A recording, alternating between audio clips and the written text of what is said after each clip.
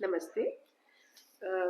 You can heal your life book का कल हमने आमुख यानी भूमिका रीड की थी, मैंने आपके साथ शेयर करी थी। आज मैं आपके साथ शेयर कर रही हूँ लुइस एल हे की अपने पाठकों के लिए सलाह। लुइस एल हे जिन्होंने ये बुक लिखी है, उन्होंने अपने चैप्टर स्टार्ट करने से पहले अपने पाठकों के लिए एक सलाह लिखी है। वो लिखती हैं, मेरे प्रिय पाठकों, मैं जो जानती तथा पढ़ाती हूँ वही सब आपके साथ बांटने के लिए मैंने यह पुस्तक लिखी है। इसमें मेरी पुस्तक हील योर बॉडी के कुछ अंश शामिल हैं, जिसे शरीर में रोगों को जन्म देने वाली मानसिक स्थितियों पर एक आधिकारिक पुस्तक के रूप में व्यापक लोकप्रियता मिली। अपना कुछ और ज्ञान आपके साथ बांटने के लिए पाठकों ने मुझे सैकड़ों पत्र लिखे। मेरे ग्राहकों के तौर पर जुड़े कुछ व्यक्तियों यहाँ तथा विदेशों में मेरी कार्यशालाओं में शामिल हुए लोगों ने अनुरोध किया कि मैं इस पुस्तक को लिखने के लिए समय निकालूं। मेरी इस पुस्तक का प्रारूप उसी प्रकार से है जो एक निजी ग्राहक के रूप में आप मेरी किसी कार्यशाला में आकर पाते। यदि आप पुस्तक के क्रम अनुसार ये अभ्यास करेंगे तो पुस्तक के समाप्त होने तक आप अपने जीवन में परिवर्तन आना महसूस कर रहे होंगे। मैं आपको पूरी पुस्तक एक बार पढ़ने का सुझाव देती हूँ, फिर धीरे धीरे उसे दोबारा पढ़ते हुए हर अभ्यास को गहराई से करें। हर अभ्यास को करने में कुछ समय लगाएं। यदि संभव हो तो किसी मित्र या परिवार के किसी सदस्य के साथ इन अभ्यासों को करें।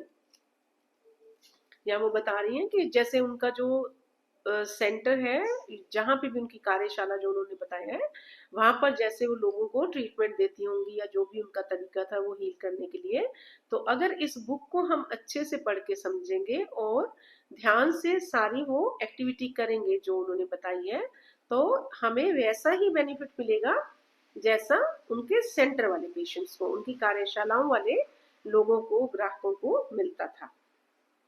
आगे वो लिखती हैं, प्रत्येक अध्याय एक निश्चय के साथ आरंभ होता है। जब आप इससे संबंधित जीवन के भाग पर कार्य करते हैं तो प्रत्येक अध्याय उपयोगी है। प्रत्येक अध्याय के अध्ययन और उस पर काम करने के लिए 2 या 3 दिन लें। अध्याय से पहले अपने निश्चय एवं स्वीकृति को लिखते रहें। सभी अध्याय एक उपचार के साथ समाप्त होते हैं। यह चेतन को परिवर्तित करने के लिए तैयार सकारात्मक विचारों का प्रवाह है। इन उपचारों को दिन में कई बार पढ़ें। ये लाइन पढ़ के मुझे ये समझ आ रहा है कि ये जो इनके चैप्टर है उसमें हमें अपनी कमियों पर काम करने के लिए कह रही हैं। आगे देखते हैं उन्होंने क्या बोला है, बट जो ये लाइन है ना, ये चेतन को परिवर्तित करने के लिए सकारात्मक विचारों का प्रवाह है। चेतन मीन्स मन, मीन्स अपने मन पे काम करना है हमने। इन उपचारों को दिन में कई बार पढ़ें, मीन्स ये बहुत इफेक्टिव ट्रीटमेंट है अपने मन को ट्रीट करना। तो इसको वो बता रही हैं कि कई बार पढ़ना है। मैंने इस पुस्तक को अपनी कहानी के साथ समाप्त किया है। मैं यह जानती हूँ कि आप चाहे जहाँ से भी हो या हमारा जीवन कितना भी निम्न स्तरीय हो, हम अपने पूरे जीवन को पूरी तरह से बदलकर उसे ज्यादा बेहतर बना सकते हैं। याद रहे, जब आप इन विचारों के साथ कार्य करेंगे तब मेरा स्नेही सहयोग और शुभकामनाएं आपके साथ रहेंगी। लुइस एल हे। तो ये उन्होंने आपको एक अपना सुझाव दिया है, सलाह दी है, तो हम ट्राई करेंगे, इसे हम फॉलो करें।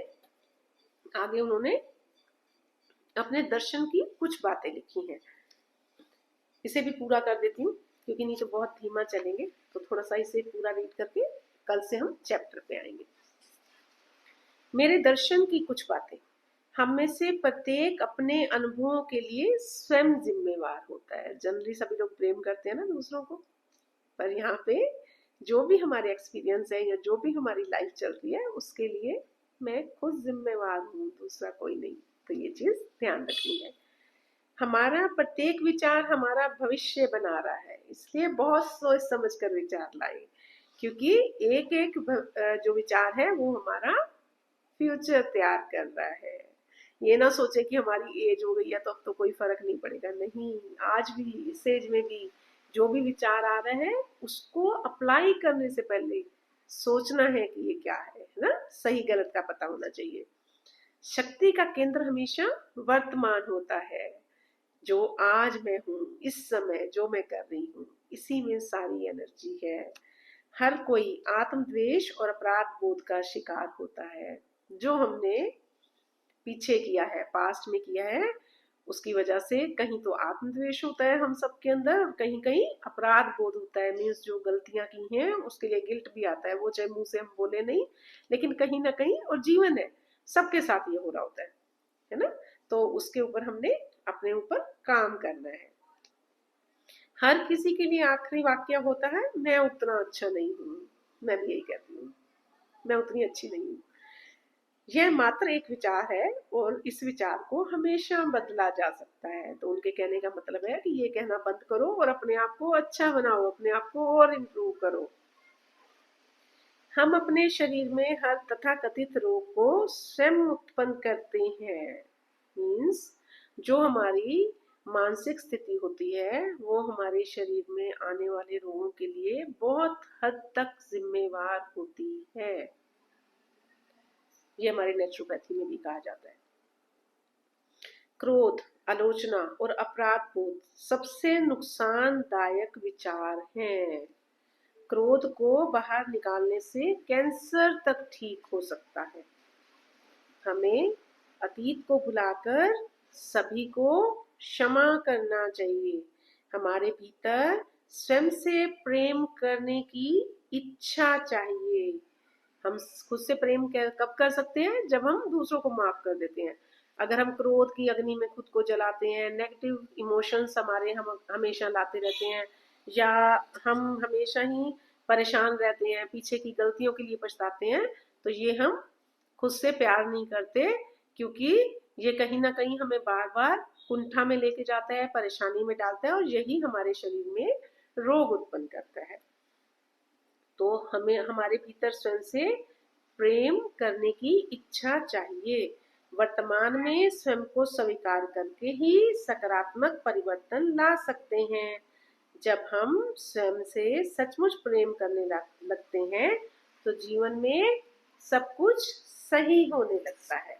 तो दूसरों को माफ इसलिए नहीं करना या अपनी गलतियों में इसलिए सुधार नहीं करना कि जीवन में जो भी चल रहा है चलता रहे।